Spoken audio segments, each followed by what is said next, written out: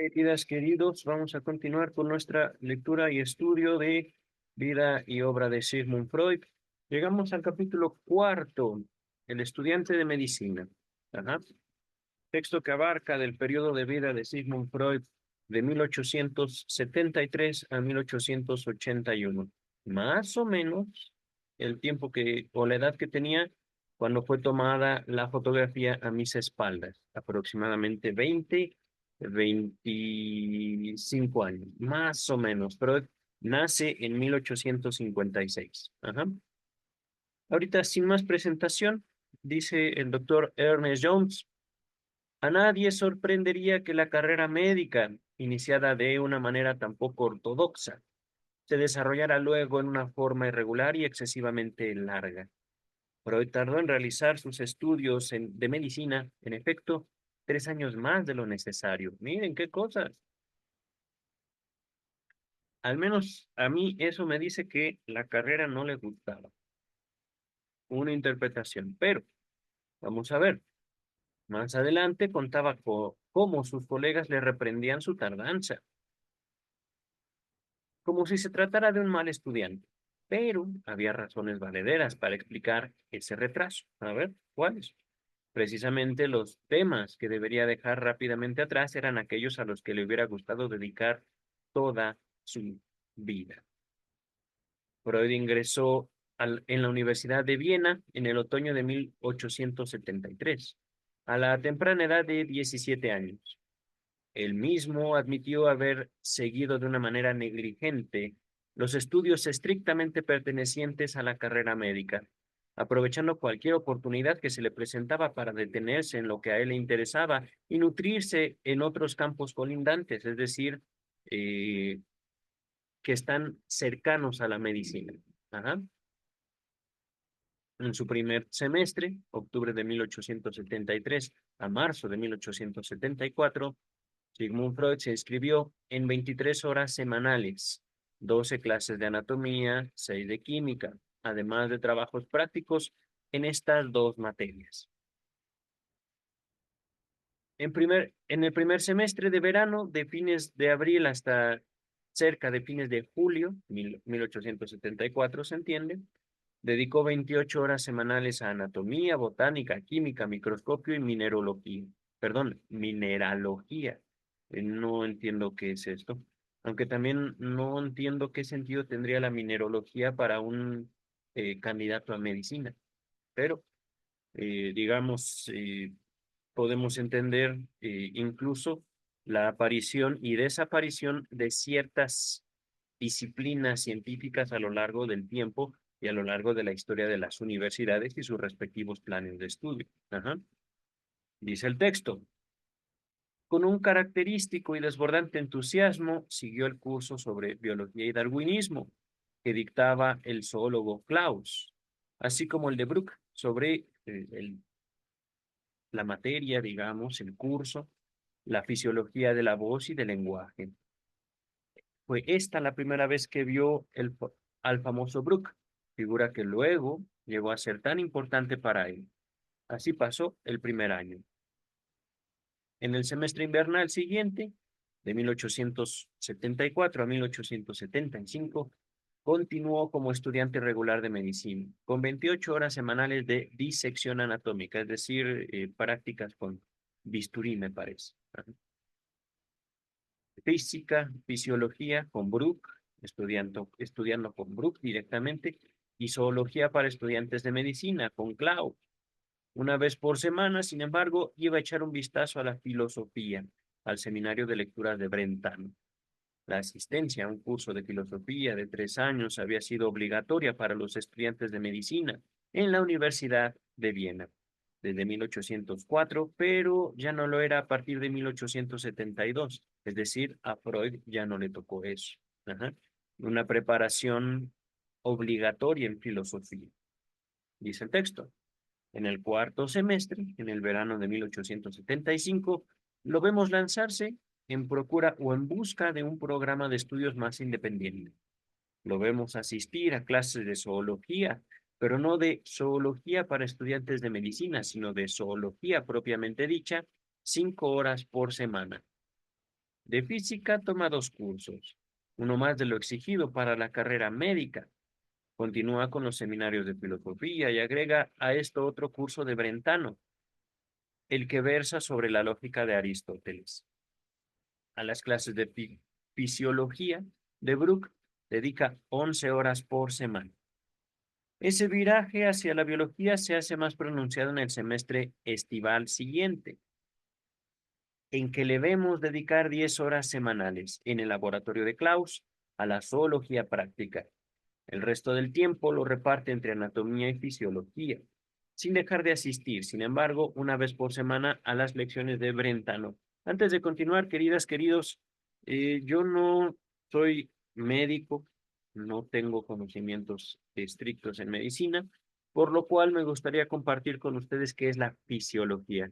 Tengo una idea, pero quiero, digamos, aterrizar esa idea. Quiero saber qué es la fisiología. Fisiología.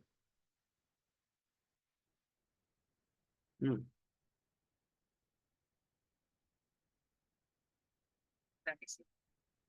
Ya que estudia las funciones de los organismos y las leyes que las rigen. El objetivo de la fisiología es explicar cómo los sistemas, las células y las moléculas interactúan para mantener una función normal. ok. Entonces, el estudio de las funciones de los organismos y las leyes que los rigen. Mm, ok, ok. Es que yo con fisiología lo tendría yo como una rama de la anatomía, ajá. Pero entendemos que anatomía se refiere a la estructura, digamos, del cuerpo humano, por ser un estudiante de medicina, y en cuanto a la fisiología, las funciones de los órganos, ajá, de los sistemas que componen el cuerpo humano. Ajá. Vamos a continuar. Hacia el final del semestre, en marzo de 1876, después de 2 años y medio de actividad como estudiante universitario, da comienzo el primero de sus trabajos originales de investigación, trabajo que le es sugerido por el profesor Klaus. Karl Klaus, parece casi un trabalenguas, Karl Klaus, jefe del Instituto de Anatomía Comparada, había llegado a Viena hacía, es decir, aproximadamente hace 2 años, ajá, procedente de Gotinga, con la misión de imprimir un carácter más moderno al departamento de zoología. Se interesaba especialmente en la zoología marina y en 1875 se le autorizó fundar la Estación Zoológica Experimental de Trieste, o Trieste, una de las primeras de su índole en todo el mundo. Se pusieron a su disposición los fondos necesarios para enviar unos pocos alumnos por varias semanas, 2 veces por año, con fines de estudio e investigación. Uno de los primeros a quienes se otorgó tal facilidad fue el joven Freud, lo cual quiere decir que el profesor tenía de él un buen concepto. Una excursión científica a las costas del mar Adriático debe haber sido algo codiciado por los alumnos, por lo cual esa beca se convirtió en una distinción, digamos un reconocimiento.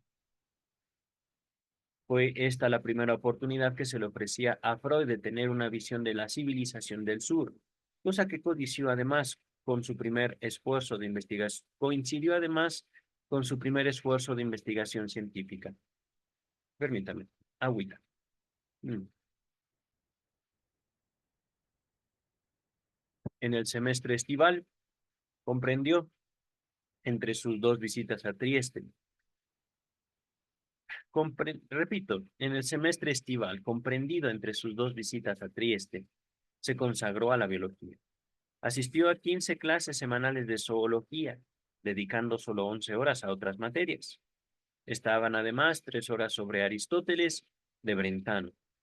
En cuanto a fisiología, fue entonces que se encontró por primera vez con Exner y Flischl, figuras que luego fueron importantes, y tomó además varias clases sobre análisis espectral y fisiología vegetal. Aquí, análisis espectral, nos referimos a una cuestión química. Ajá. Vamos a ver, nuevamente Google. Google es tu amigo. Análisis espectral. Mm, lo toma de Wikipedia. No me estaba ofreciendo la posibilidad de que me lo lea, así que lo leeré yo. Análisis espectral o análisis de espectro es un examen de un rango de frecuencias o cantidades relacionadas como la energía. La representación obtenida mediante el análisis espectral se denomina espectrograma. Ajá. Continuamos, dice el texto. La tarea que se le asignaba a él se relacionaba con el problema que desconcertaba a los hombres de ciencia desde los días de Aristóteles. La estructura gonádica, es decir, las gónadas de las anguilas, no habían sido aclaradas jamás. Como diría él en su trabajo, nadie ha encontrado jamás una anguila macho adulta. Nadie ha observado aún los testículos de una anguila, a despecho de innumerables esfuerzos realizados a través de los siglos. La dificultad estaba relacionada indudablemente con su extraordinaria migración anterior al periodo de apareamiento. En 1874, Sierski, de Trieste, había descrito un pequeño órgano lobulado al que consideró representativo de los ausentes testículos. Este era un descubrimiento evidentemente sujeto a confirmación, y con esto había de comenzar Freud. Klaus se sintió plenamente satisfecho con este comienzo, dado que renovó la beca para otro viaje en septiembre del mismo año. Más adelante, entre octubre y enero del año siguiente, pudo proporcionar a Freud ejemplares mucho más maduros de anguilas, se entiende. Freud disecó en conjunto unas 400 anguilas y halló el órgano de Sierski en muchas de ellas. El examen microscópico reveló que su estructura era tal que bien podrían representar un órgano testicular inmaduro, si bien faltaba la prueba definitiva que confirmaba tal suposición. El artículo de Freud, sin embargo, que Klaus presentó a la Academia de Ciencias el 15 de marzo de 1877 y que fue publicado en el Boletín de la Academia en el número de abril, constituyó en el primero de una serie de trabajos que confirmaron la sugestión de Sierski. Si bien nadie podría haberse desempeñado mejor en las circunstancias del caso, los resultados poco concluyentes de su trabajo satisfacieron a Freud mucho menos que a su jefe. Miren, hablando de Freud y su, ¿cómo decirlo? Era muy exigente el doctor Sigmund Freud. Su jefe estaba satisfecho, él no. Ajá. Su jefe de laboratorio de zoología. Dice el texto. Un joven ambicioso como él debe haber contado en sus esperanzas con que se le asignará un tema que le permitiera realizar algún descubrimiento brillante y original. Nota número 1. Nos dice, estamos tentados a hacer la observación, quizá no muy pertinente, de que es el futuro descubridor del complejo de castración el que se sintió defraudado al no poder descubrir los testículos de la anguila. Bueno, pues ciertamente es una buena observación, pienso yo. Complejo de castración, es decir, ¿dónde diablos están las gónadas? Ajá. Vamos a continuar. Llegamos así al final de su tercer año, fecha esta, acerca de la cual Freud hace más tarde, en 1925, la siguiente observación. En el transcurso de mis primeros años en la universidad, me vi obligado a descubrir que las particularidades y limitaciones inherentes a mis dotes personales me vedaban, me prohibían, me cancelaban, me impedían todo éxito en muchos de los sectores científicos en que mi avidez, mi inocencia juvenil me había llevado a zambullirme. Mi avidez, lo entendí como inocencia, pero es más bien como ansia, apetito juvenil. Me había llevado a introducirme, a conocer. Ajá. Es así como se aprende cuánta verdad se encierra en la advertencia de Mefistófeles de Fausto. Ajá. En elaborar, no, perdón, es inútil tu continuo vagar de una a otra ciencia. Cada hombre aprende aquello que es capaz de aprender. Solo aprende aquello que es capaz de aprender. En el laboratorio de fisiología de Ernest Bruck, finalmente, pude hallar descanso y sentirme satisfecho. Y hallé hombres, además, a quienes podía respetar y tomar como modelo, el gran Bruck mismo y sus ayudantes, Sigmund Exner y Ernst von Fleischl-Marxow. Perdón. En sus años ulteriores, Freud hablaba siempre del respeto y la admiración que le había inspirado esta indiscutida figura de autoridad, Bruck. Ajá. Sentimientos estos no exentos de verdadera veneración, una reprimenda por haber llegado tarde, de que le hizo objeto Bruck cierto día al joven estudiante que se sintió dominado por la terrible mirada que le clavó. Persistió durante años en su recuerdo, y la imagen de esos ojos de azul acerado, es decir, un azul tirando a gris, ya no dejaría de aparecer ante él a lo largo de su vida en cualquier momento que podía caber la tentación de esquivar el deber o de incurrir en la menor imperfección en cuanto a su cumplimiento. Durante toda su vida, Freud habría de mantenerse invariablemente leal a ese aspecto de la ciencia que representa el ideal de la integridad intelectual, a la verdad, de acuerdo a su mejor saber y entender. Aquí me he detenido un poco. Quisiera releerlo esto. Freud habría de mantenerse durante toda su vida invariablemente leal a ese aspecto de la ciencia que representa el ideal de integridad intelectual a la verdad, de acuerdo a su mejor saber y entender. Pero la cosa ya no marchaba tan bien en cuanto a otro aspecto de la ciencia, la fastidiosa exigencia de exactitud.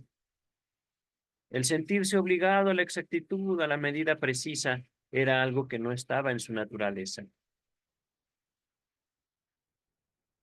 Esta exigencia se hallaba en lucha o en pugna, por el contrario, con ciertas tendencias revolucionarias que tendrían que hacer saltar algún día las barreras de las convenciones y las definiciones consagradas, como que así sucedió, como que así sucedió en efecto. Okay.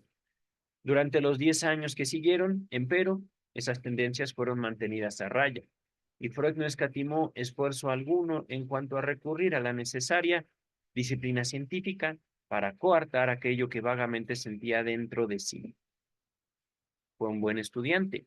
Realizó provechosos trabajos de investigación, pero durante algunos años la disciplina científica fue lograda a costa de su audacia y su imaginación innatas en él. Mm,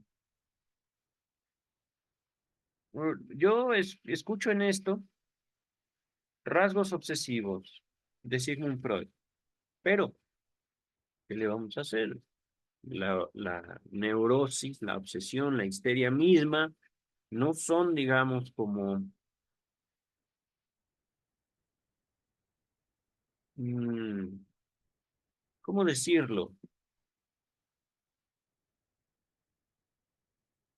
No son sino adaptaciones infantiles. Tú me pides, yo no quiero darte. Ujú. Y sin duda, eh, esto podemos también señalarlo en la disciplina científica. Una cosa es el deseo y otra cosa es la vida. Ajá. Digamos que en esto que estamos subrayando o que estoy señalando en el texto, pudo haber sido una invitación a un jovencito Sigmund Freud a madurar, invitación que no fue aceptada. Ajá.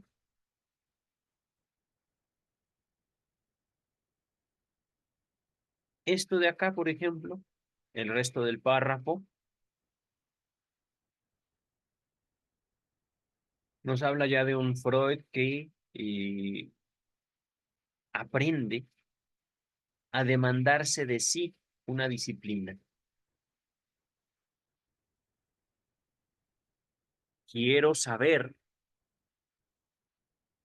No hay disciplina sin deseo y tampoco no hay deseo sin objeto. Es decir, cuando yo digo quiero saber, estoy señalando el objeto de mi deseo. Saber.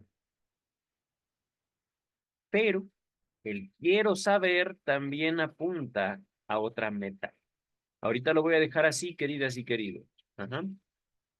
Podemos aproximarnos un poquito a, si están viendo este video es porque ustedes quieren saber sobre la vida y figura de Sigmund Freud.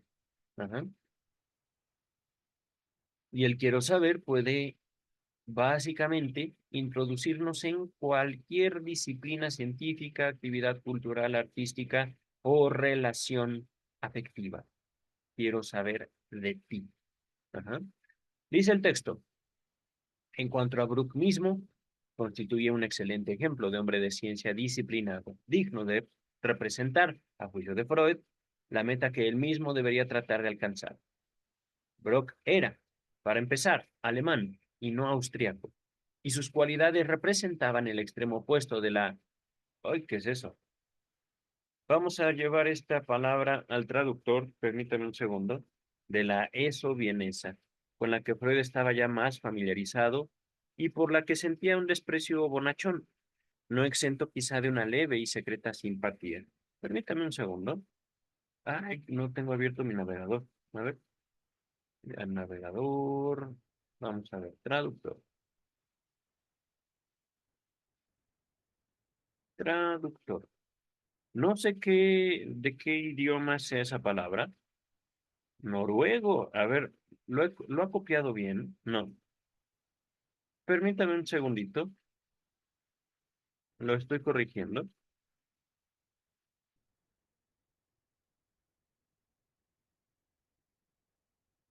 Mm, Perey. Es alemán, efectivamente. Se los mostraré en pantalla.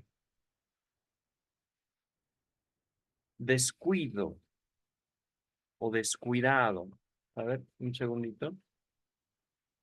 Slamperey.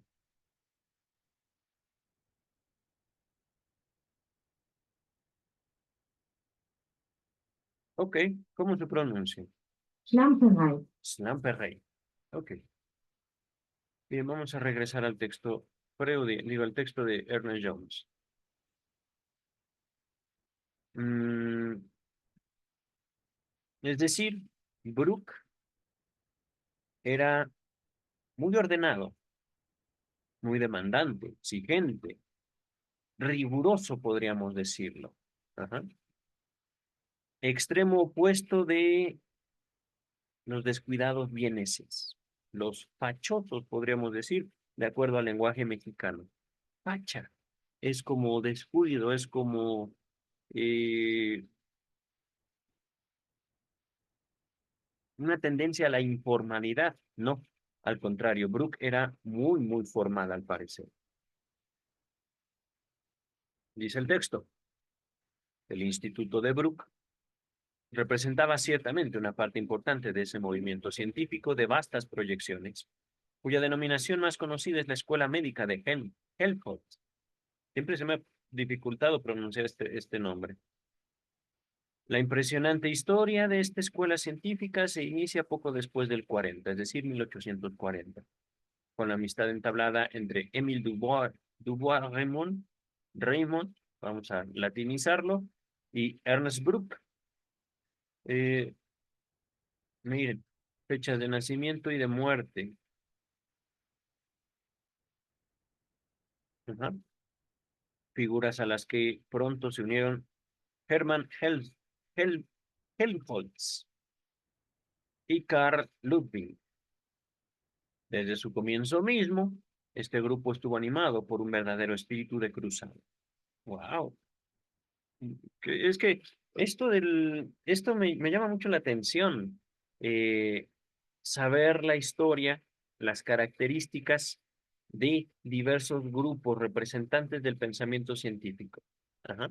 Ahorita estamos viendo, digamos, como un grupo que antecedió al grupo que creó Sigmund Freud, el movimiento psicoanalítico. Ajá. Quiero dejar esto para mí, investigar más sobre estos caballeros. Ajá. Y saber cómo diablos se pronuncia este nombre. A ver, no voy a confiar tanto en el traductor. Vamos a continuar con el texto. Lo iba a llevar al traductor para que el traductor lo leyera, pero no, voy a continuar. Dice el texto, en 1892 escribía Dubois-Reymond, Brooke y yo hemos hecho el solemne juramento de dar vigor a esta verdad. No existen en el organismo otras fuerzas activas que las fuerzas físicas y químicas corrientes, es decir, no hay espíritu. En aquellos casos que, por el momento, no pueden ser explicados por estas fuerzas, se debe buscar de hallar la forma o vía específica de la acción de estas últimas, mediante el método físico-matemático, o bien suponer la existencia de nuevas fuerzas, iguales en dignidad a las fuerzas físico-químicas inherentes a la materia, irreductibles a la fuerza de atracción y repulsión, es decir, física. Ajá. Pero, sin duda, y esto también lo digo no como en un afán de defender, digamos, un abordaje espiritual de las fuerzas en el cuerpo. No, no, no. De hecho, me apego mucho eh, esta declaración de Dubois-Reymond. Eh,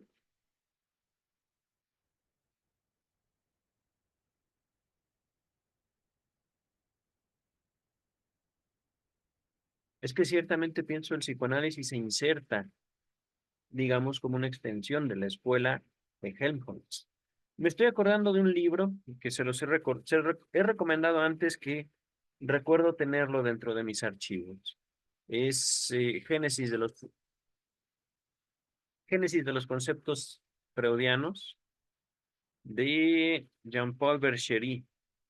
Lo voy a buscar, tal vez me equivoque en el título. Ajá. Pero continuamos. 25 o 30 años más tarde, esta escuela había impuesto un completo dominio sobre el pensamiento de los filósofos y los profesores de medicina alemanes, impreso un intenso estímulo a la ciencia en todo el mundo y resuelto para siempre algunos de los viejos problemas. La figura más destacada de este grupo de hombres importantes era sin duda Helmholtz. Algunos años más tarde hizo una breve visita a Viena y Freud lamentó no haber tenido la suerte de verlo personalmente. Es, agregaba, uno de mis ídolos. Wow. Bruck, a quien daban en Berlín en tono jocoso el título de nuestro embajador en el Extremo Oriente, publicó en 1874 sus lecciones de fisiología. A continuación exponemos, extractándolos de las páginas de la introducción del libro, los principios de fisiología física que cautivaron al estudiante Freud. La fisiología es la ciencia de los organismos como tales. Los organismos se distinguen de los entes materiales sin vida, pero dotados de actividad. Las máquinas, por estar dotados de la facultad de asimilación, pero todos ellos constituyen fenómenos del mundo físico, sistema de átomos movidos por fuerzas, de acuerdo con el principio de la conservación de la energía, descubierto por Robert Meyer en 1842, relegado durante 20 años y popularizado después por Helmholtz. La suma de las fuerzas motrices y potenciales se mantiene constante en todo sistema aislado. Las causas reales son simbolizadas en la ciencia por el término fuerza. Wow. Cuando sabemos de aquellas, mayor es la variedad de fuerzas que tenemos que distinguir. Mecánicas, eléctricas, magnéticas, luz, calor. El avance en la ciencia las reduce a dos: atracción y repulsión. Todo esto es válido también para el organismo que es el hombre. Brooke nos ofrece después, en sus dos volúmenes, una laboriosa exposición de los conocimientos existentes a la sazón acerca de la transformación e interacción de las fuerzas físicas en el organismo viviente. El espíritu y el contenido de estas lecciones corresponden estrechamente a las palabras que Freud utiliza en 1926 para caracterizar el psicoanálisis en su aspecto dinámico. Ajá, efectivamente. Las fuerzas se ayudan o se inhiben mutuamente, se combinan unas con otras, entran en compromiso unas con otras, etcétera. Pero aquí, queridas, queridos, pienso al hablar de fuerzas en pulsiones. Les dejo en la descripción pulsiones y destinos de pulsión y además, eh, más allá del principio de placer, pero también no solo hablando de una cuestión conceptual. eh, Al leer a Freud, busquen ustedes saber qué dice Freud sobre la naturaleza del deseo humano. Ajá. Cuando ahorita leí esta referencia sobre las fuerzas, bien podría yo pensar en sustituir la palabra fuerza por deseo. Ajá. Y a su vez, el deseo como una manifestación de la pulsión. Ujú. Ahorita estoy siendo, digamos, lo más sencillo en mi lenguaje con el afán de ser comprendido. Ajá. Pero es, digamos, como el principio de una elaboración todavía mucho más profunda, ciertamente la que hizo Freud en gran parte de su obra, principalmente de 1914 a 1939, pero también es una obra pendiente. Ajá. Vamos ahorita a continuar. Muy estrechamente unida a este aspecto dinámico de la fisiología de Brooks se halla su orientación evolucionista. Recordemos, eh, eran parte de la academia, parte de las mentes ilustradas más importantes de su época y tenían en alta estima al darwinismo. Ujú. No solo el organismo es parte integrante del universo físico, sino que el mismo mundo de los organismos constituye una familia de por sí. Su diversidad aparente es resultado de desarrollos divergentes, es decir, separaciones, que han tenido su comienzo en los microscópicos organismos elementales, unicelulares. Esta familia incluye a las plantas y los animales, tanto los inferiores como los superiores, así como también al hombre, desde las hordas de antropoides hasta el pináculo de la actual civilización occidental. En esta evolución de la vida no se registra la acción de espíritu esencial o entelequia alguna, ni de planos superiores u objetivos finales. Es que, queridas, queridos, esto podría ser, digamos, como una cachetada, digamos, a la identidad religiosa, al pensamiento religioso, pero Freud, digamos, logra tender un puente hacia allá. Ajá. No dejan de hablar verdad aquí, digamos, como los antecesores de Freud, sino que más bien hay que tener cuidado, no con el pensamiento religioso en sí, sino con determinados sujetos que, auspiciándose justamente en una verdad religiosa, se dan el derecho a agredir, ajá, a nombre de su verdad, a nombre de, eh, ¿cómo decirlo? Su vulnerabilidad. Es que es curioso también eso, la relación entre sujeto, verdad y vulnerabilidad. Las personas, esto es parte de mi línea de investigación, abrazan determinados criterios externos que pueden venir de los padres, que pueden venir de la sociedad, que pueden venir de personas queridas, estimadas, pueden venir también de discursos a lo largo del tiempo y uno de ellos mm, es la ciencia misma, puede ser la religión, pero puede ser la ciencia, y toman estos discursos como, digámoslo así, eh, barreras de protección en contra de eh, pensamientos, situaciones, ideas que consideran amenazantes. Ajá. Esta, digamos, forma de procurar una cierta estabilidad psíquica, cierta estabilidad también social, se convierte a su vez en un factor de vulnerabilidad afectiva, emocional, social para determinados individuos. Razón por la cual, al verse amenazados justamente por un discurso, por una persona, por algún desarrollo de pensamiento, eh, tienden a atacar. Ajá. Entonces, eso es curioso, cómo esto que estoy subrayando en su momento tenía una finalidad particular, y es decir, eh, también digamos un tanto política, y yo como pensador, yo como observador, no voy a dejar que tú, sacerdote, decidas por mí lo que es bueno para mí. Ajá. Yo soy capaz de decidir por mí mismo.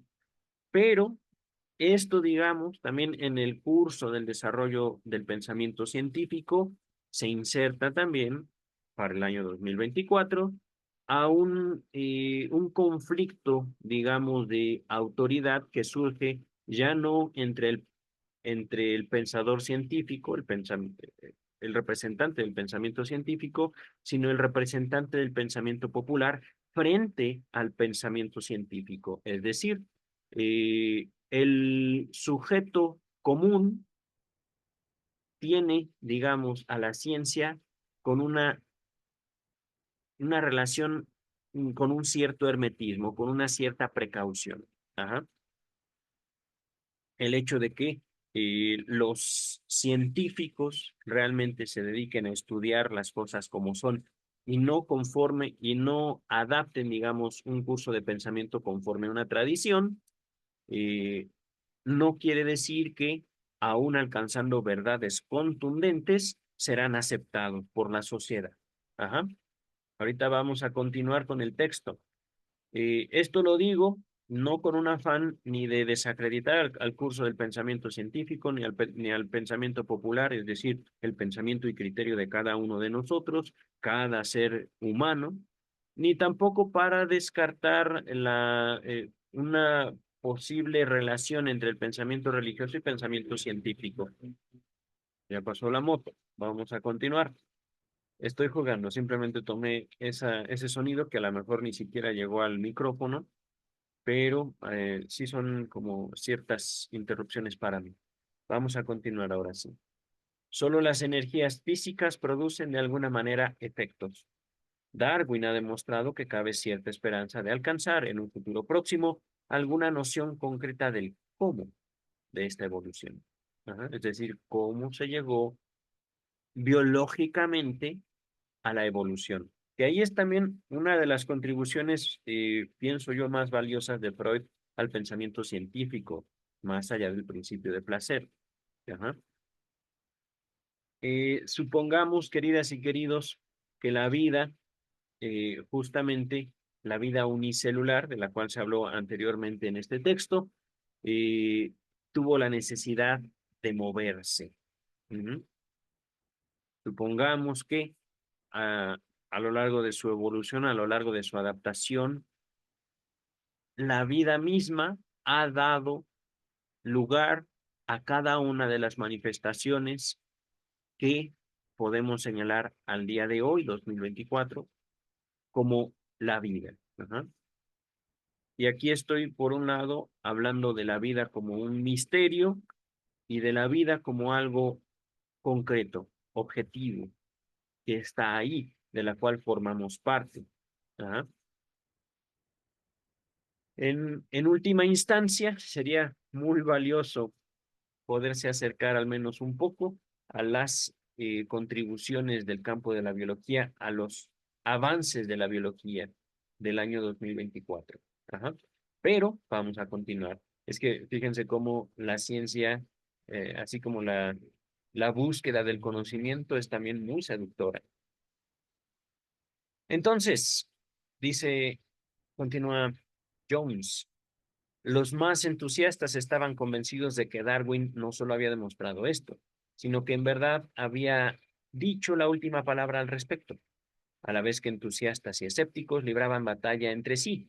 Los investigadores activos trabajaban afanosamente y se sentían felices en la tarea de bosquejar los árboles genealógicos de los diversos organismos, llenar lagunas, reestructurar los sistemas taxológicos, es decir, eh, las organizaciones, las clasificaciones de vegetales y animales según sus relaciones genéticas, descubrir series de transformación y hallar, tras las diversidades manifiestas, es decir, las diferencias obvias las identidades homólogas, los ancestros. Ajá, dice el texto. La personalidad de Brooke se prestaba muy bien para la insoportable actitud idealista. Insoportable, mira. Repito, la personalidad de Brooke se prestaba muy bien para la insobornable actitud idealista, casi ascética de la escuela de Helmholtz. Era un hombre pequeño, de cabeza grande e impresionante, de porte mesurado y de movimientos silenciosos y controlados, con una boca de labios diminutos, con aquellos sus famosos terroríficos ojos azules, era más bien tímido, pero rígido y excesivamente silencioso. Hablando de Brooke, protestante, como era, es decir, podemos decir, un cristiano protestante. Ajá. No era católico, no era judío, protestante como era y con su habla prusiana, debe haber parecido un hombre fuera de lugar en esa despreocupada Viena católica, un emisario de un mundo diferente, muy austero, como efectivamente lo era.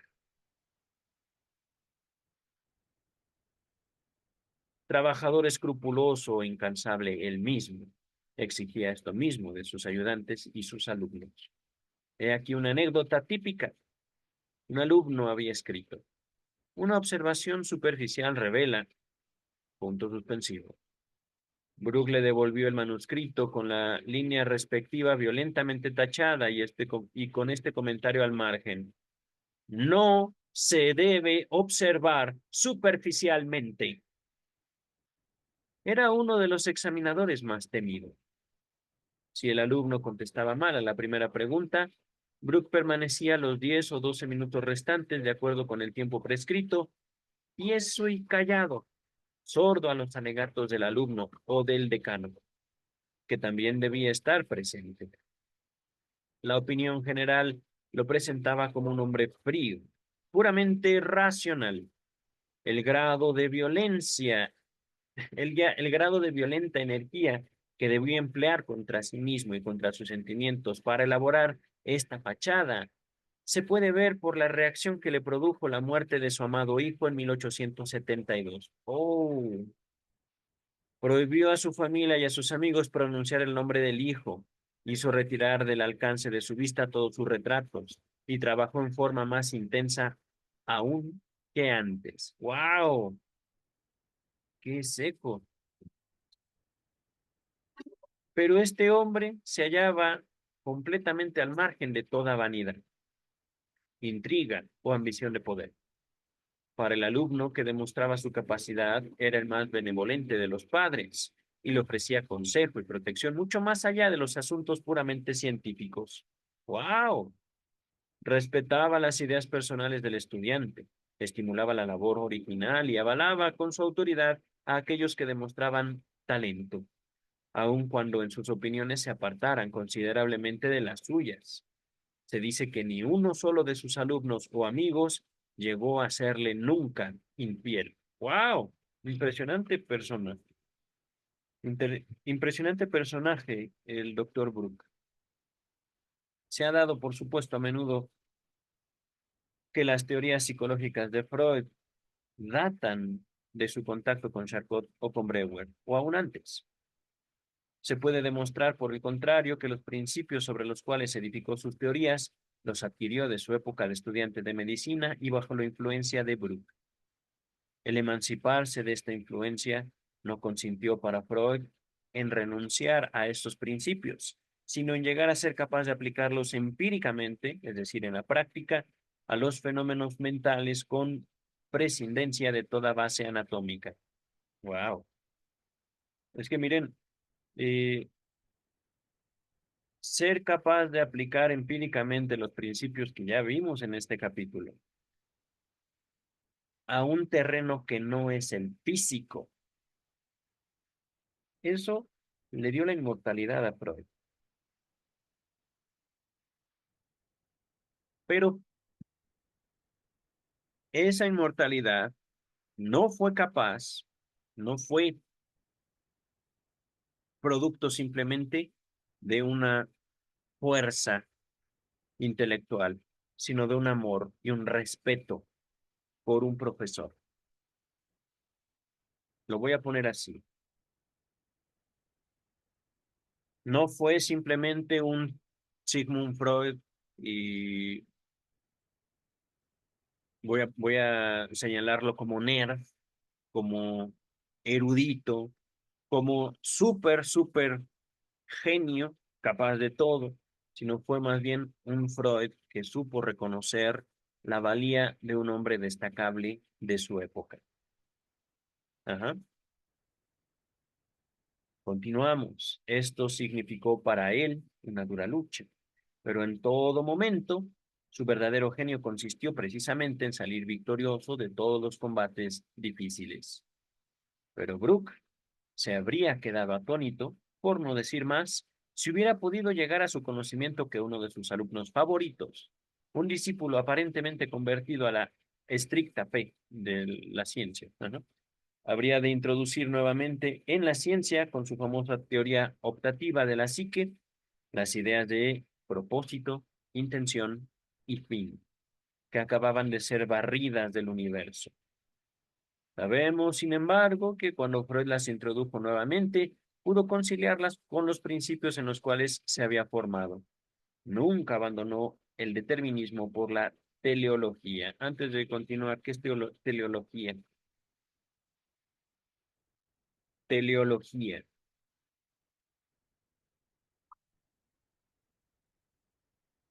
La teleología es el estudio de los fines o causas finales de las cosas.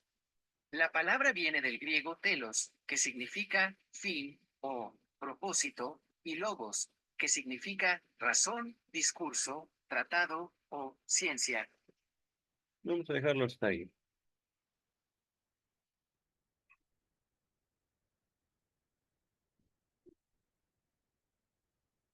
Es que esto me cuesta un poco de trabajo.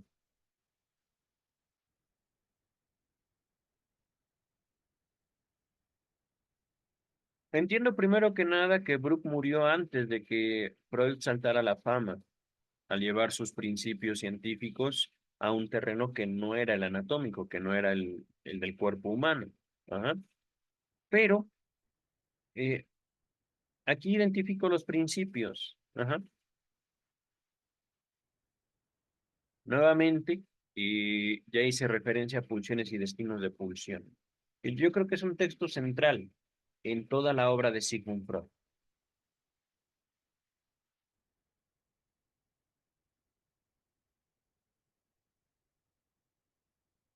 Esto último realmente no lo entiendo.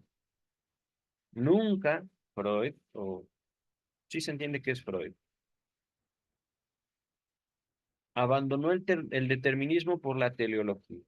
Puede ser que aquí no se refiera a Freud, sino a Brooke, pero de todos modos, no soy capaz de definir el determinismo. La teleología, entiendo que la teleología, de hecho, no permití que leyera más el Google, pero decía que la teleología es parte de la metafísica. Ajá. ¿Metafísica? A ver, un segundito. La teleología es una rama de la metafísica que se refiere al estudio de los fines o propósitos de un objeto o ser. Estudio de los fines o propósitos. Es que ahí es justamente donde eh, Freud introduce no un concepto, sino más bien un elemento empírico, el sujeto. Las cosas pueden ser ideadas para una función específica, para un fin específico, pero nosotros podemos usarlas para lo que queramos. Ujú. Vamos ahorita a continuar y me quedo con esta duda. El determinismo nunca abandonó, no sé, primero, ¿a quién se refiere? Que puede ser Brooke, puede ser Freud, y con determinismo. Voy a buscarlo de una buena vez. Determinismo. Teoría que supone que el desarrollo de los fenómenos naturales y las acciones humanas están determinadas por causas externas o internas. No me queda del todo claro. Determinadas por causas. El estudio de las causas. Lo que causa o para lo que sirve. Mm, Voy a dejarlo así. Más o menos me aclaré. En el otoño de 1876, después de regresar de su segundo viaje a Trieste, perdón, Triste, y cuando estaba ocupado todavía con su trabajo de investigación en zoología, fue admitido en el Instituto de Fisiología a la edad de 29 años, con la categoría de lo que se denominaba famulus, una especie de alumno investigador. En cuanto al edificio ocupado por el instituto, estaba muy lejos de corresponder a sus elevadas aspiraciones y la admirable labor que realizó. El instituto estaba instalado miserablemente en la planta baja y en el subsuelo de una vieja, oscura y maloliente fábrica de armas de fuego. Se componía de una amplia habitación en la que los estudiantes guardaban sus microscopios y donde escuchaban sus lecciones, y de dos más pequeñas, una de las cuales era el santuario de Brook. El santuario se entiende que no en el sentido religioso, ¿o sí? Vamos a ver. Había además en uno y otro piso un reducido número de pequeños compartimientos, algunos de ellos sin ventanas, que servían de laboratorios químico, electrofisiológico y óptico. No había instalación de agua ni de gas, ni por supuesto de electricidad. Claro, no había electricidad, no había electricidad pública, se entiende, para esos tiempos. Todo había que calentarlo sobre lámpara de alcohol y el agua debía ser traída de un pozo que había en el patio. Wow. Donde había también un cobertizo para abrigar a los animales usados para la experimentación. Este instituto constituía, a pesar de ello, el orgullo de la Escuela de Medicina, tanto por el número como por el carácter distinguido de sus visitantes extranjeros y de sus alumnos. Aun cuando Brooke prefería que los estudiantes presentaran sus propios proyectos de investigación, estaba siempre dispuesto a proponer un problema a aquellos principiantes que fueran demasiado tímidos o poco definidos aún para hacerlo ellos mismos. Puso a Freud ante el microscopio asignado a los trabajos sobre histología de las células nerviosas. ¿Qué es histología? Vamos a ver. Histología. La histología es el estudio microscópico de los tejidos y las células para comprender su estructura, organización y cómo se constituyen en órganos y sistemas. Ok.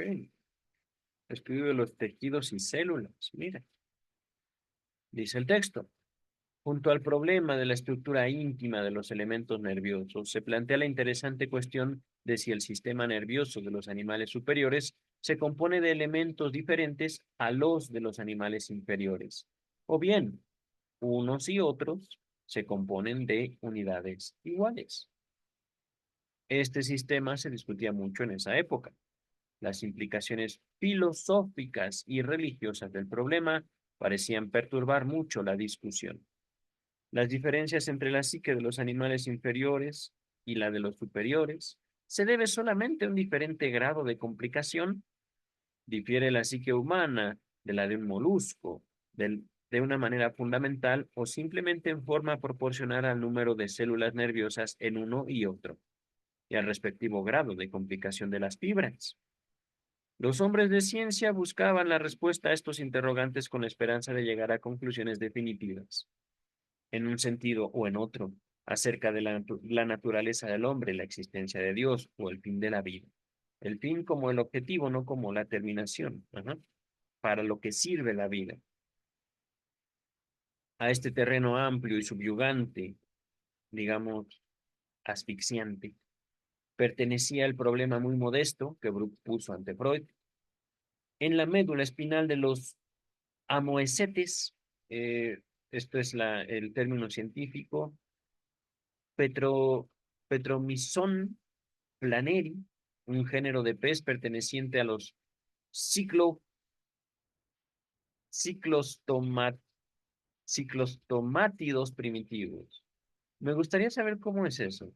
A ver, vamos a ver. Aprovechando que tenemos Google. Vamos a ver, vamos a ver.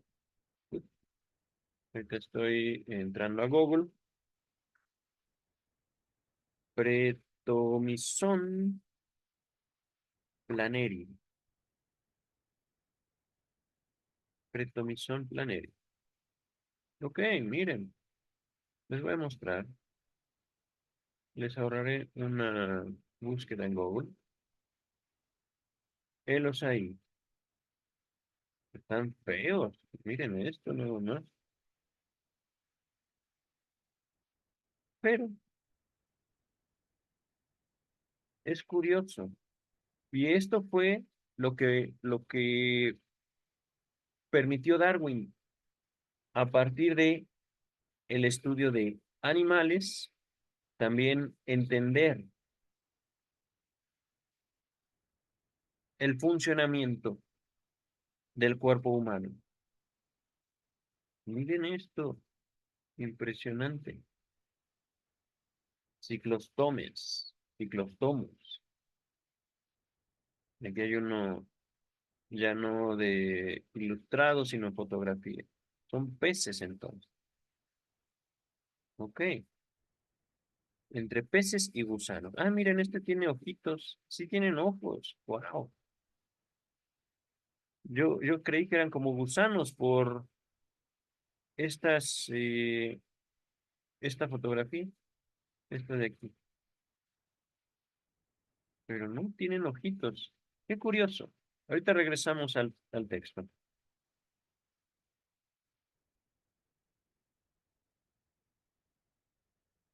Reisner había descubierto un tipo peculiar de células grandes, ajá, en la médula espinal de los amoeséteos. Ajá. La naturaleza de estas células y su vinculación con el sistema espinal dio lugar a una serie de infructuosos trabajos de investigación. Brooke quería que se aclarara la histología de estas células. Wow. Con la ayuda de un perfeccionamiento en la técnica de preparación, Freud pudo establecer definitivamente que las células de Reisner no son otra cosa que células del ganglio espinal, las cuales en estos vertebrados inferiores, donde la migración del tubo neural embrional hacia la periferia no ha sido completada aún, quedan dentro de la médula espinal. Estas células esparcidas señalan el camino de las células del ganglio espinal que las células del ganglio espinal han recorrido en el curso de su evolución. Ajá. Miren, es que justo es lo que les decía. Y no tenían no solo la teoría, sino también comprobación real de la evolución, cómo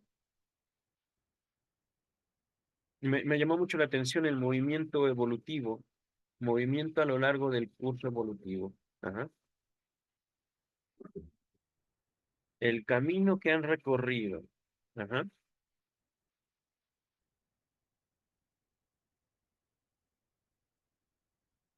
Y todo eso gracias a Darwin. Dice el texto, esta solución del problema de las células de Reisner era un triunfo de la observación precisa y de la interpretación genética. Uno de estos pequeños logros, que cuentan por miles, a los que se debe haberse consolidado finalmente entre los hombres de ciencia la convicción de la unidad de todos los organismos dentro de la evolución. Pero lo realmente nuevo era el haber establecido como punto de partida genético de las ciencias unipolares las ciencias. Repito, pero lo realmente nuevo era el haber establecido como punto de partida genético de las células unipolares, las células bipolares.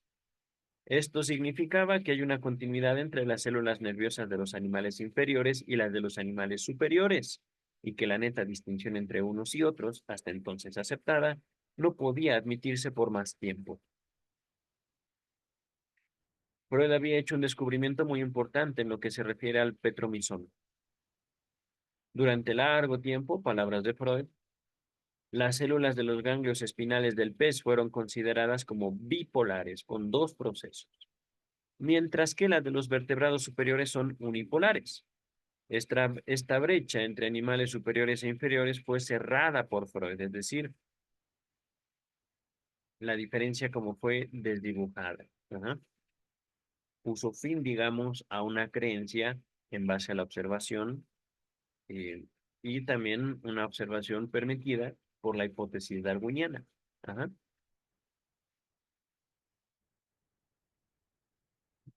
Hipótesis o paradigma. Creo que sería más correcto hablar del paradigma de Darwin. Ajá. En las células nerviosas del petromizón se observan toda clase de formas de transición de la unipolaridad a la bipolaridad, incluyendo bipolares ramificadas en T. Este trabajo, entiendo esto, queridas, queridos, eh, dos procesos, ajá, digamos como un cable de corriente, lo voy a poner así, que lleva la energía de un punto a otro, ajá, pero las bipolares llevarían energía de ida y de vuelta. Ujú.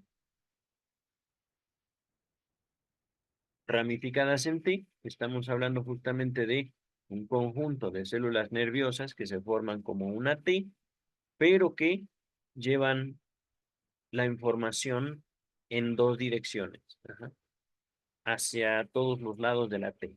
Ajá. Dice el texto. Este trabajo, tanto por su contenido como por su presentación y sus derivaciones, estaba sin duda alguna por encima del nivel de un principiante.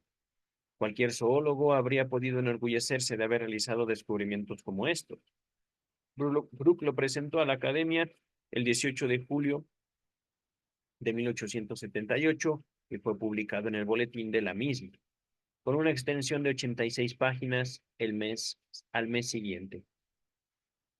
A este mismo problema de carácter general se refería el trabajo de investigación que siguió a este, sobre un tema que fue elegido por el mismo Freud y realizado durante los meses de verano de 1879 y 1881. Esta vez se trataba de las células nerviosas del cangrejo fluvial. Aquí examinó los tejidos vivos al microscopio, utilizando un objetivo Harnack número 8, técnica entonces poco conocida, poco desarrollada y difícil, y llegó a la conclusión definitiva de que los cilindroejes de las fibras nerviosas eran, sin excepción, de estructura fibrilar. Fue el primero en demostrar este carácter fundamental. Y miren, fue trabajando al microscopio. ¡Wow! Dejó establecido que el ganglio se compone de dos sustancias, una de las cuales es reticular y constituye el origen de los procesos nerviosos. Pero nervioso no como neurosis, sino de la actividad de las neuronas. Ajá. Freud se limitó estrictamente en estos primeros trabajos de investigación al punto de vista anatómico, si bien puso de manifiesto que llevaba a cabo sus investigaciones con la esperanza de llegar a aclarar de algún modo el misterio de la función nerviosa. ¡Uy, queridas y queridos! Les dejo en la descripción también el proyecto de psicología para neurólogos. Ya lo tenemos por edición Amor Rortu, pero lo vamos a leer también en otro momento por edición editorial Titíbilus, traducción de Luis López Ballesteros. Ajá. Un texto difícil por cuanto que requiere cierta idea sobre medicina, pero fascinante en cuanto al desarrollo de las ideas de Freud. Ujú. Vamos a continuar. Solo una vez en una conferencia titulada La estructura de los elementos del sistema nervioso, en la que resume sus trabajos, se aventura a ir más allá del terreno de la histología y lo hace en este único párrafo. Si suponemos, palabras de Freud, si suponemos que las fibrillas nerviosas tienen el significado de vías aisladas de conducción, tendríamos que decir que las vías que están separadas en el nervio confluyen en la célula nerviosa. La célula nerviosa se convierte así en el comienzo de todas estas fibras nerviosas anatómicamente unidas a ellas. Excedería los límites que me he impuesto en este artículo si me dispusiera a reunir todos los hechos en que podría apoyarse la legitimidad de esta hipótesis. No sé si los elementos existentes al presente son suficientes para llegar a una decisión en este problema, tan importante para la fisiología de los elementos nerviosos. Podríamos suponer que un estímulo de cierta intensidad podría romper el aislamiento de las fibrillas, de modo tal que la excitación sería conducida por el nervio como unidad, y así sucesivamente. Aquí me suena al proyecto de psicología, esto que estoy subrayando. Proyecto de psicología para neurólogos, podríamos señalarlo como un texto apócrifo de Sigmund Freud, pero que fue incluido en la Standard Edition y que ha demostrado ser valioso en cuanto a, digamos, una primera aproximación, un desarrollo de hipótesis al respecto del funcionamiento del sistema nervioso por parte de Sigmund Freud. Hipótesis que luego, digamos, replantearía y que le servirían justamente para eh, aplicar los principios científicos de su escuela, de su universidad, de sus maestros, a el estudio de la mente humana, de la psique, en la interpretación de los sueños, que también les dejo en la descripción. Permítame un momento, ya me estoy cansando, estamos en la página 70. Vamos a ver, parece un texto, miren, 76. Ok, casi 6 páginas, ya estamos acabando las 70. Este concepto de la unidad de células y procesos nerviosos, núcleo esencial de la futura teoría neuronal, parece haber pertenecido personalmente a Freud, con absoluta prescindencia, es decir, independientemente de sus maestros del instituto. Campean a la vez, ciertamente, en las pocas frases en las que lo expone, la audacia en el pensamiento y la cautela en la exposición. No expone al respecto ninguna pretensión, es decir, no puede asegurar nada. Ajá. Pero en esta ocasión creemos que serán oportunos dos comentarios.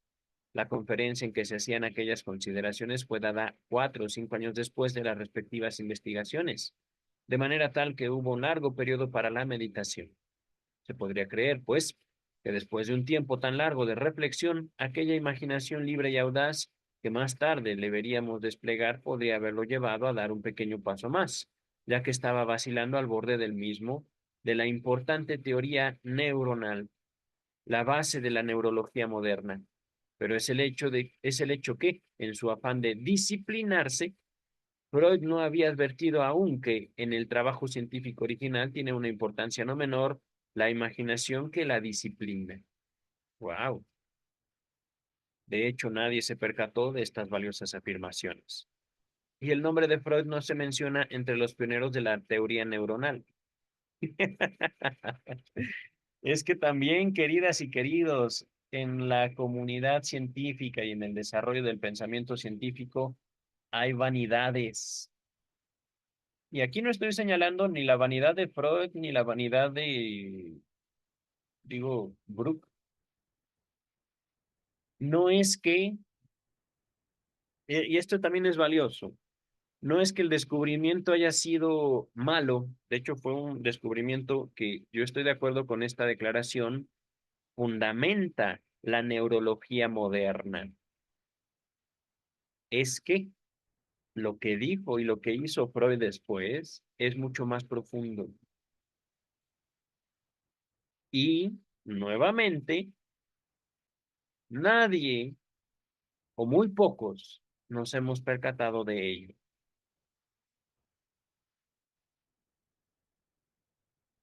Vamos a continuar, queridas y queridos. Fueron numerosos los pioneros. Los principales fueron Wilhelm Kiss, con sus estudios embriológicos sobre la génesis de las células nerviosas. August Forel, que fue el primero en observar la degeneración waleriana consecuente a una lesión o a una sección de fibras nerviosas. Y Ramón y Cajal, si mal no recuerdo español, con sus hermosos preparados obtenidos gracias al método de Golgi, de impregnación con sales de plata. Habitualmente se hace coincidir el establecimiento definitivo de la teoría neuronal con la aparición en 1891 de una amplia monografía de Waldeyer, en la que por primera vez se usa la palabra neurona. No fue esta la única ocasión, aún en sus años juveniles, en que Freud dejó escapar la posibilidad de alcanzar la fama mundial por no atreverse a proseguir hasta su última y ya bien cercana conclusión el curso lógico de su propio pensamiento. Ay, caray, caray, caray. Es que, queridas, queridos, estoy en un periodo de transición y estas palabras también, esto que acabamos de leer, también me cala, también me golpea, no a mi narcisismo, sino más bien a mi comodidad, vamos a decirlo así. Dice el texto. Otra cualidad, en cambio, supo encarnar característica también del hombre de ciencia original. Es un hecho típico que los progresos de la ciencia tienen su origen, en cada caso, en la invención de un nuevo método o un nuevo instrumento que pone a nuestro alcance un conjunto nuevo de hechos. Así, por ejemplo, la astronomía había llegado a un punto muerto. Astronomía. Ajá. Y solo supo reiniciar su progreso con la intervención del telescopio. Ahora bien, las invenciones histológicas que acabamos de enumerar solo fueron posibles y en todo caso fueron gradualmente favorecidas gracias a un perfeccionamiento en la técnica logrado desde un comienzo por Freud en 1877, bien poco después de ingresar al instituto. Se trataba de una modificación de la fórmula de Reich, Reicher, una mezcla de ácido nítrico y glicerina para los preparados microscópicos del tejido nervioso. Freud usó por primera vez el nuevo método en su trabajo sobre células espinales de pretomizón. Pocos años después, agregó a esto una invención técnica más importante, el método de coloración del tejido nervioso por cloruro de oro. Pero ni uno ni otro método llegó a usarse mucho fuera del Instituto vienés. Freud debe haber sido un técnico experto, ya que en sus trabajos sobre el tejido nervioso del cangrejo fluvial, habla de estudios especiales realizados sobre su material in vivo, técnica sumamente delicada, y que aprendió de Stricker. Podemos mencionar de paso que él mismo diseñó las ilustraciones para sus trabajos sobre el pretomizón, un dibujo en el primer trabajo y 4 en el segundo. Desde muy pronto, pues, debe haberse dado cuenta Freud de que el progreso científico requiere poder disponer de métodos nuevos y perfeccionados. A esto siguieron primeramente los nuevos descubrimientos realizados por este camino y luego la estructuración de los viejos y nuevos conocimientos en una teoría de los mismos. La teoría, a su vez, puede conducir a la especulación, a la contemplación global de los problemas y a la formulación de posibles soluciones, más allá del alcance de los medios existentes de observación. Es sumamente raro el caso de un hombre que haya alcanzado igual éxito en cada una de estas etapas. La obra de Freud en el terreno del psicoanálisis iba a mostrarnos el rarísimo caso de un hombre de esta clase. Aquí, él mismo ideó el instrumento, lo utilizó en el descubrimiento de un gran número de hechos nuevos, creó la teoría destinada a estructurar estos hechos y se aventuró en sugestivas especulaciones más allá de los hechos conocidos. Un rasgo notable en las investigaciones neurológicas de Freud fue su manera de ceñirse o de apegarse a la anatomía. Agüita.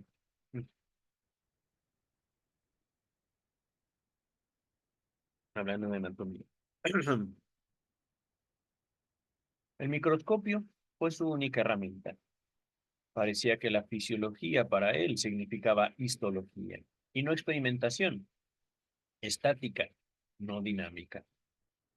Esto podría parecer extraño a simple vista en un hombre de la actividad mental de Freud, pero si reflexionamos sobre esto descubrimos que estaba en relación con algo sumamente importante en su naturaleza.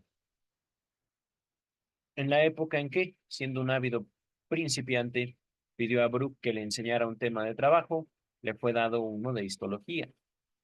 Habría en Freud cierta docilidad o sentimiento de inferioridad que interpretó esto como sugiere el doctor Bernfeld, como si lo hubieran relegado a una esfera inferior y fuera su deber mantenerse en ella para siempre, dejando la actividad más elevada, la de la experimentación, a los tres profesores. Los mayores, bueno, una pregunta un poco extensa, pero se entiende. Es decir, pequeño Sigmund Freud, llegando a caminar entre gigantes, dice, los mejores son ustedes, háganse cargo de la experimentación mientras que yo solo observo. Ajá. Dice el texto, es posible que sea así, pero se percibe en su actitud algo más profundo que eso, y sumamente característico de su personalidad. Dos aspectos tenía esta preferencia del ojo sobre la mano, del mirar pasivamente al del obrar activamente. Era una atracción sobre lo primero y una aversión a lo segundo. Ah, complejo de castración. Aquí estoy viendo complejo de castración, pero esto es un comentario un poco difícil de comprender. Véase para ello, creo que el texto se llama sobre la resolución del complejo de Edipo. Ay, les voy a dejar en la descripción. No recuerdo incluso si este texto existe o si ahorita me lo estoy inventando de algún capítulo de algún texto de Freud. Puede ser Totem y Tabú, puede ser. Pero pienso que más importante sería algunas consecuencias psíquicas de la diferencia anatómica entre los sexos, la feminidad y... Ay, ¿cuál es el otro? Sobre sexualidad femenina. Ajá. Hablando de complejo de castración. Dice el texto, las dos cosas existieron al respecto de preferencia por mirar y segundo, aversión a la acción. Ajá. No mano, más bien ojo.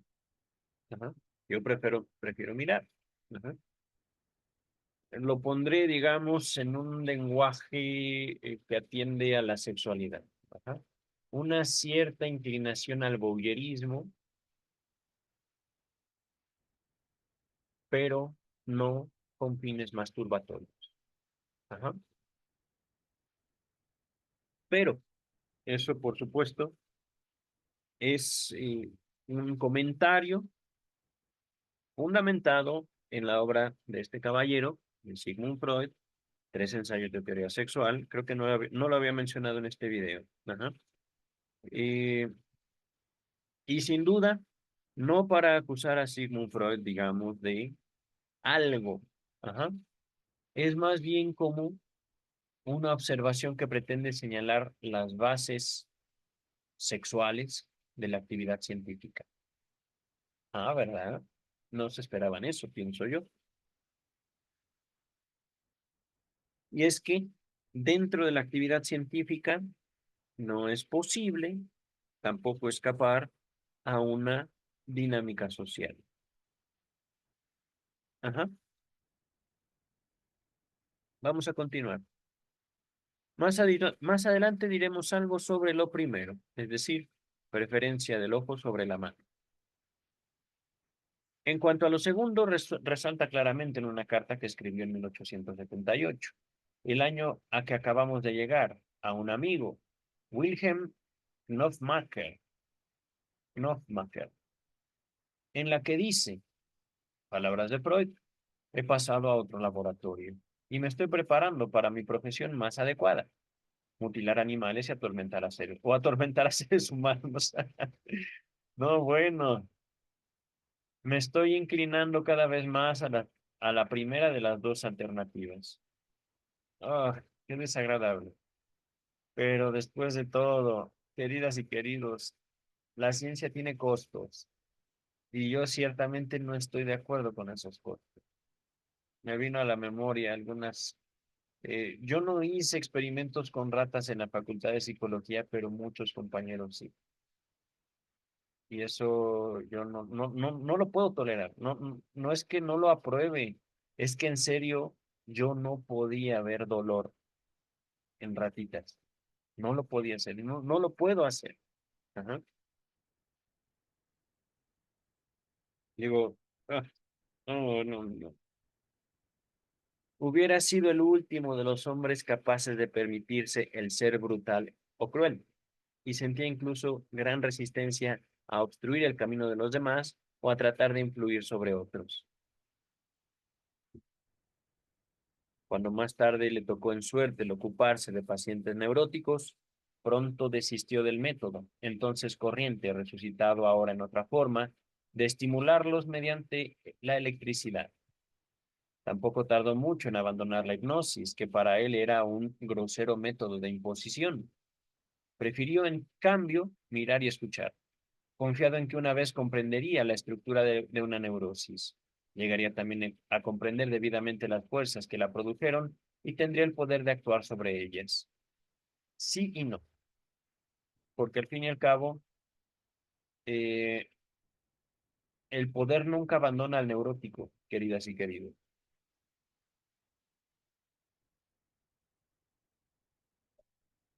Lo he dicho de una forma tomado de, de la obra de Freud.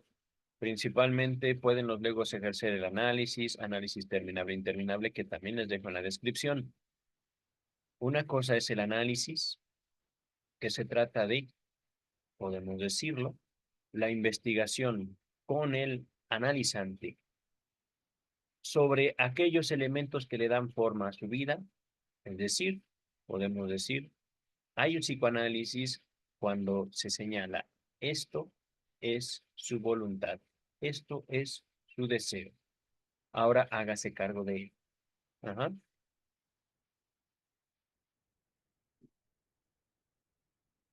Análisis como parte de un proceso en el cual la síntesis no le corresponde al analista. Es decir, el analista junto con el analizante separan, digámoslo así, los elementos del problema del analizante. Ajá. Separan, es decir, argumentalmente, a base de observación, en base también al abordaje lingüístico. Señalamos, aquí hay algo. Ajá. Pero, ¿qué va a pasar con el analizante después de que se señalan los elementos que conforman su estructura psíquica? No lo sabemos. Eso ya es tarea del analizante. Voy a ponerlo así. Vamos a avanzar. Pierre Janet, a quien se ha considerado erróneamente un precursor de Freud, había adoptado después del 1880, el método opuesto. Había ideado unos experimentos hermosos y muy ingeniosos que le condujeron a ciertas conclusiones descriptivas, particularmente sugestivas, pero que no lo acercaron en nada a las fuerzas en juego, la pulsión, el deseo. Ajá. El método que triunfó fue el pasivo, no el activo. ¿Mm? Y es que, queridas, queridos, esto ahorita lo puedo decir justo porque hemos estado estudiando a Freud ya de largo tiempo en este canal. Les dejo también en la descripción el análisis del hombre de las ratas y un apéndice a ese análisis de las ratas. Sí, el hombre de las ratas. Es un decir, no tenía ratas, ajá, pero tenía fantasías con respecto a ratas, este hombre. Este hombre, al final del historial clínico, se incluye un apéndice. En ese apéndice, Freud trata de eh, retratar, ilustrar lo que él hacía en una sesión. Freud. Ajá. Y es principalmente pasivo, Freud. Ajá. Pero pasivo no en el sentido de que te dejo hacer, sino pasivo en el que te obligo a ti a hablar. Ajá. Y por supuesto, no era un te obligo haciéndole una llave, pegándole, habla maldito. No, no es así. Es buscar, indagar, saber más. Ajá. Entonces, esto es curioso. Era una pasividad activa, digamos, la de Sigmund Freud. Al menos en el método analítico que es capaz Freud mismo de plasmar en el historial del hombre de las ratas. Ajá. Continúa el texto. En el verano u otoño de 1879. Freud fue llamado a prestar su año de servicio militar.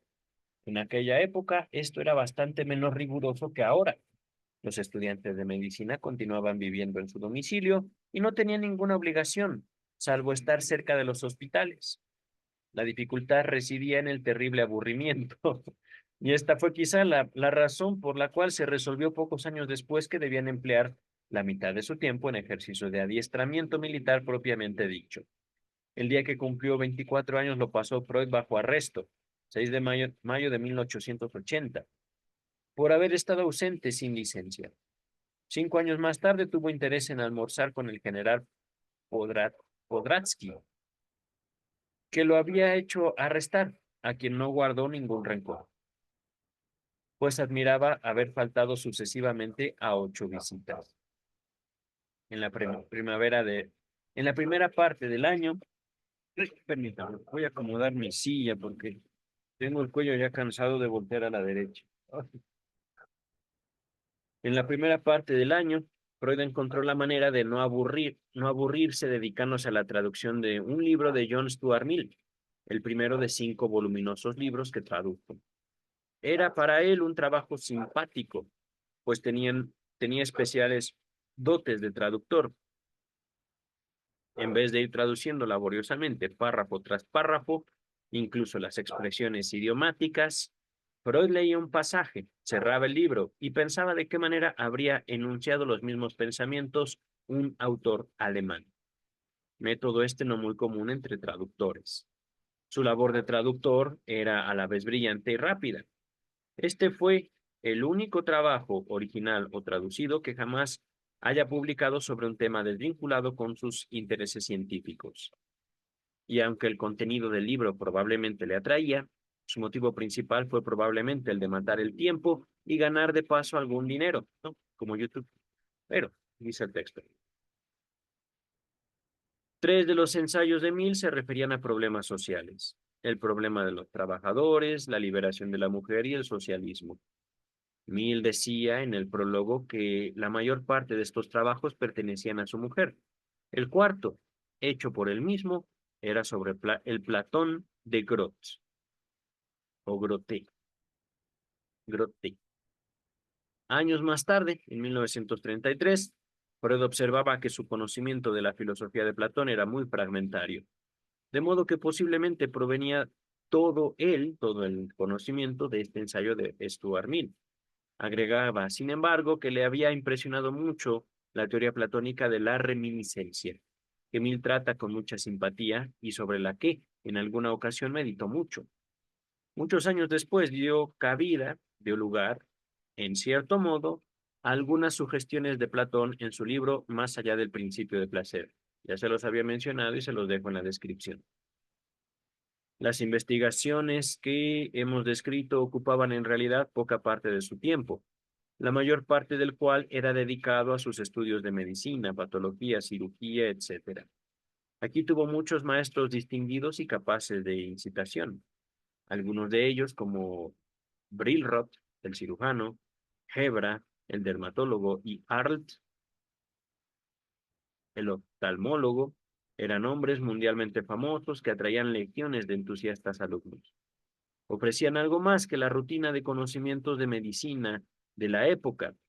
Eran innovadores brillantes en cada una de las materias respectivas y transmitían a sus alumnos el espíritu de la medicina científica. Freud, sin embargo, se mantuvo indiferente a su labor. Por Billroth, es verdad, conservó una gran admiración. Las únicas clases que halló interesantes entre todos ellos eran las de Meinert sobre psiquiatría, materia esta que debe haberle parecido novedosa a Freud, devoto de los laboratorios. El 30 de marzo de 1881, pasó su último examen de medicina, con la calificación de excelente.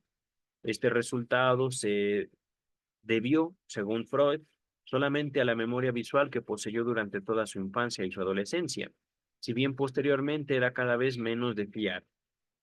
No había aprovechado el largo intervalo para preparar el examen, pero en la tensión que precedió al examen final, debo haber hecho uso del resto de esa habilidad, puesto que, a lo que parece, sobre algunos temas debo haber dado a los examinadores respuestas automáticas, que resultaron ser reproducciones exactas del libro de texto que había recorrido apenas una sola vez, con la mayor prisa.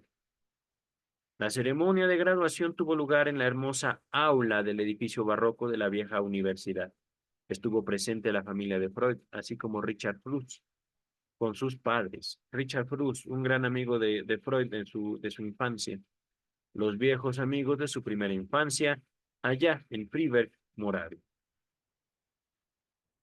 La obtención del título de médico no constituyó en ningún sentido un momento crucial en la vida de Freud, ni siquiera un acontecimiento de mucha importancia en sí mismo. Era algo que correspondía hacer dentro del curso natural de las cosas, y ya no podrían mortificarle con el mote de Aragán, pero él siguió trabajando en el Instituto de Bruck, en un plan de labor que, acaso, a su debido tiempo, lo llevaría a ocupar una cátedra de fisiología. Pero si acariciaba un sueño de esta índole, no pasaría mucho más de un año antes de que fuera rudamente descartado. Fin del capítulo 4 de Vida y obra de Sigmund Freud. Veremos en el próximo la carrera médica. Queridas, queridos, me voy a leer textos de derecho, me voy a leer, yo creo que encontré mi copia de Poesía y Verdad de Goethe. Voy a dedicarle un tiempo a su lectura el día de hoy, que estoy de vacaciones. ¡Yay! Terminamos por hoy, queridas, queridos, nos vemos el próximo lunes para abordar otro texto de la traducción Luis López Ballesteros, hecha de la obra de Sigmund Freud. Bye.